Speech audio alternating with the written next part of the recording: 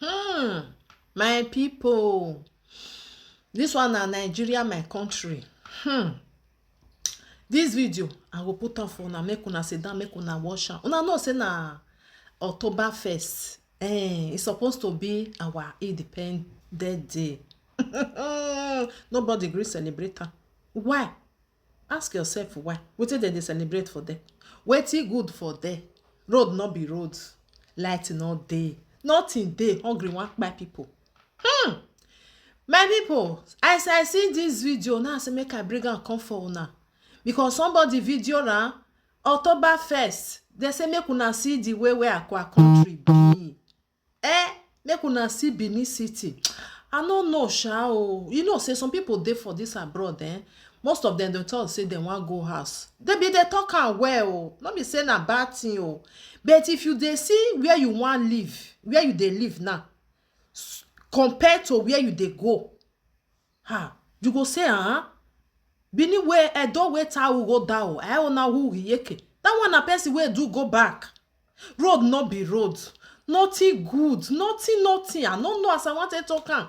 And they say the country go good, we no know when. You see that Edo state, e just dey worse every blessed day. When e wan take good, when e go take good, Simona see the way Obaseki he stay for 8 years for that Edo state. He no do anything, nothing wey he do, nothing. Road no good, nothing good.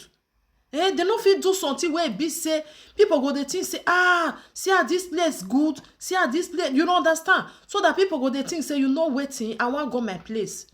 Seeing all these things dey make people dey fear to even go home. Person wey be say e gather money now, e take buy better car, come carry am reach that Edo state. When you go reach house, na only 2 weeks, 2 weeks, e no go even reach 2 weeks, that your car don destroy. You go come dey find money wey you wan take dey repair am. And where you from dey come, no be so e be. Wetin dey go on na? Why una no wan repair the country for us? If una no fit do am, make una call oyibo people, make dem come take over. Make dem take over, because if na oyibo now, dem go do am the way wey dem take do am, everybody go open mouth for ground. Me, I no understand. Dem just dey the country, just dey chop the money. Dey use, I no know, dey keep am for their children to come. Dem no gree do anything. If this government come, e go do road. If the other one come, e go say na road e still dey do. Road abroad for years, some road dey wey be say 20 years ago na dem don do am, e still dey there. If another government come, e go still dey do another thing. Because the way wey dem take dey do our own, dem go carry sand. Na sand dem dey put o. Here in one make dem go put sand, dem go come carry small quota take patch am. Dem use am take patch am. Na only waka you go waka, maybe you waka 10 times for there, everything go collapse. They no fit do road make people dey talk say see this road, say dem try well. Nothing. Small rain go just fall, e go just comot the road, comot for road. This one na road wey be say Oshomole do that time. I will put the video now, watch am. As I see this video, the thing dey pain me say see country na so e suppose to be. Wetin dey happen? Edo state, they no fit just carry am, make dem repair am well. All those water, make dem think where e suppose to dey pass. They just leave am, make just dey destroy everything dey go. You even see some house, rain go carry am comot because why? No road, no gutter. You see this abroad wey we dey, so you no go see gutter because dem do their road well. Na other ground na water dey pass. E go go carry the water, go put am for river. But they no fit do anything for our own. They just dey leave am. Even the gutter wey dem go even cut sef, before you know, the gutter sand don full am. They no dey go there go dey clean am. Since I dey this abroad, make I no lie, I never see gutter. I don't know whether na don see gutter. Say you know, say the way wey dem take dey build our house, gutter go dey for your street, for there go dey the other side. I never see gutter. Now all these things na dey for road. We get one thing wey be say dey for road. When rain fall, dey enter ground, and that ground no be say dey stay there. E get where dey pass, dey go dey throw where for where e suppose to dey. Na make am dem no dey see all this road rain fall, everywhere just collapse. Na wow, na only God go save people. Light we still dey cry for light for as we dey now. remain small now. We're there for 2026. No light, no road, nothing. Only the country where you be say person no where they carry and go hospital. If you not pay, you go buy for them. Now only that country.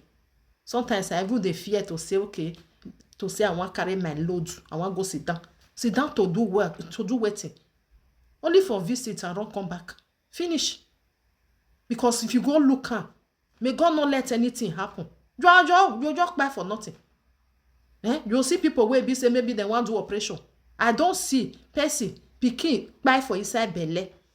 Pikin buy for inside belle. They say may go bring money come. If you not bring money, they no operator. May I put the video for now anyway, my people. We pray. We don't know when. I be just this something. I dey small when they tell say it go better. I don't dey hold. White hair don't fool my head.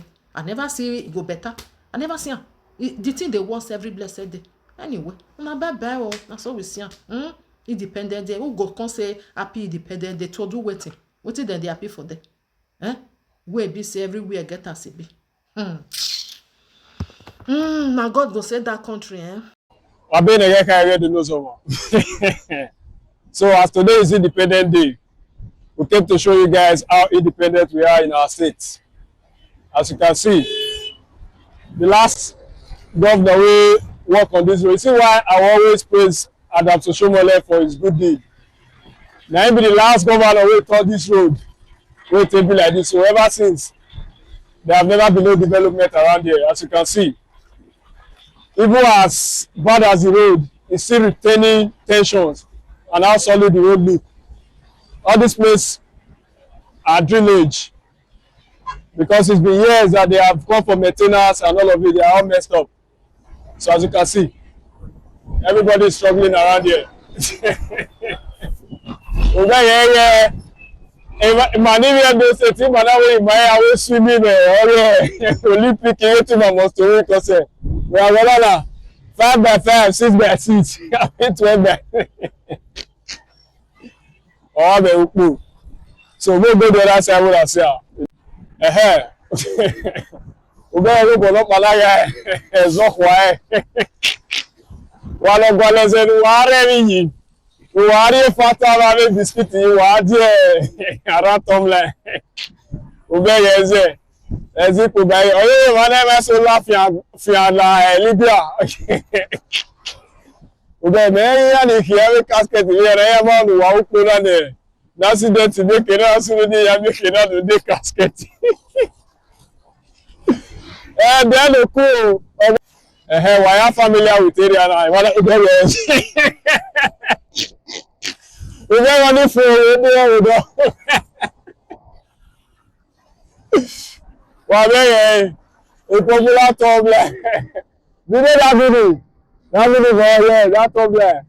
Wa open now. Okay. We are somewhere around 5 junction. I want to show you now how Adams Oshiomhole single-handedly control all the water that should have been disturbing all this road. All this beauty that for not they say for here, you know understand. I will say this road, the guy not control the water way there. Come by and show you something. Video this drainage.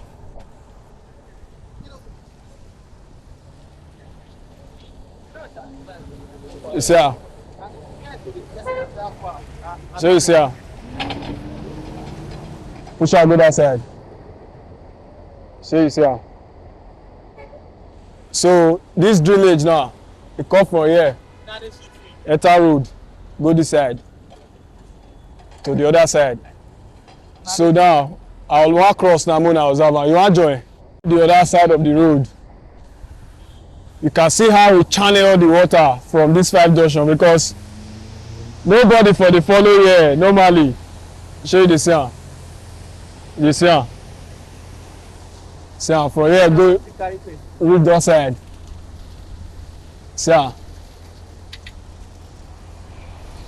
So you never even know whether water they pass. So see how the road fire. So if we can continue like this, I think we'll have a beautiful state. You don't understand? But imagine see me walk man. Or I really damaged me to but I don't care so hard. I'm understanding now.